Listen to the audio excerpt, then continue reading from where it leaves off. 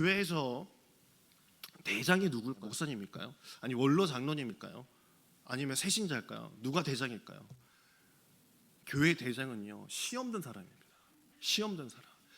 시험 든 사람이 다 교회만요 홍해같이 다 갈라집니다. 왔어 하면서 어서 와 이렇게 환영해줘요.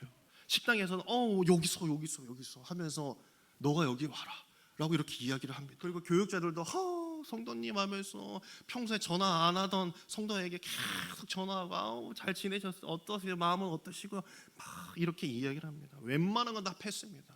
교회 대장이죠. 관심 받고 싶으면 시험 드세요.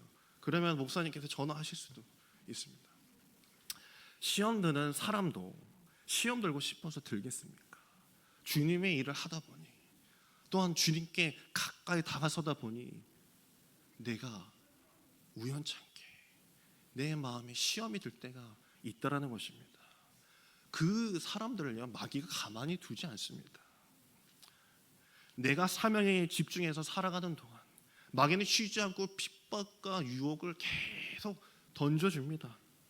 그 유혹이 섞여 끊임없이 태클과 그 몸싸움을 걸어오게 되어 있어요. 마귀가 나를 향한 태클을 멈추는 경우는 딱 두 가지입니다. 그 경기가 끝나든지 아니면 감독이 나를 교체해서 사명의 그라운드를 떠나든지. 어제 한국과 이란의 경기가 있었습니다. 저는 그 이란과 이제 경기를 보면서 이겨서 너무나 이제 기뻤어요. 그런데 이제 기쁨을 다 나누고 이제 휘슬이 불리고 나서 이제 그라운드에서 뛰었던 그 사람들과 마지막에 이제 벤치에 앉았던 사람들의 얼굴이 이제 막 교차가 되었었거든요. 저는 한편으로 벤치에 있던 사람들은 이 상황 경기장, 꽉 채운 상황 경기장에서 한번 경기로 뛰고 싶었을 텐데 참 아쉬웠겠다라는 생각이 들더라고요. 뛰어난 기량으로 활발하게 상대 진영을 막 휘젓고 다니는 주전 선수들과 벤치에 앉아서 그라운드 위의 선수들을 부러운 눈으로 바라보고 있는 후보 선수들 중에 누가 더 부상과 아픔이 많을까요? 전자일 것입니다. 벤치에서는요 다칠 일이 없습니다. 그러나 태클이 들어오더라도 출전하여 사명의 그라운드에서 힘차게 뛰는 것이 더 기쁘지 않겠습니까? 비전 없이 사는 사람과 그런 교회는요 무탈하고 별로 아픔도 없이 그냥 설설 흘러갈 거예요. 하나님의 역사 속에서 가슴 뛰는 주인공으로는 절대 살아갈 수가 없는 거예요. 오히려 뜨거운 교회, 시끌시끌한 교회가요 영적 전쟁으로 더 시끄러울 수밖에 없는 거예요. 시험 드는 사람이 있다라는 것은 그만큼 하나님의 일을 그만큼 많이 하는 것이고 그만큼 시험이 드는 사람도 있다라는 반증인 것이죠. 성장통과 같은 고통이 따르기 마련이다라는 말입니다. 다윗도 마찬가지였습니다.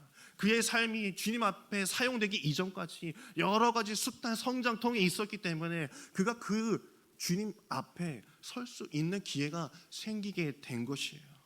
갈등과 충돌이 없고 마귀의 태클을 받지 않는 편한 벤치에 머물러 있지 마시길 간절히 바랍니다.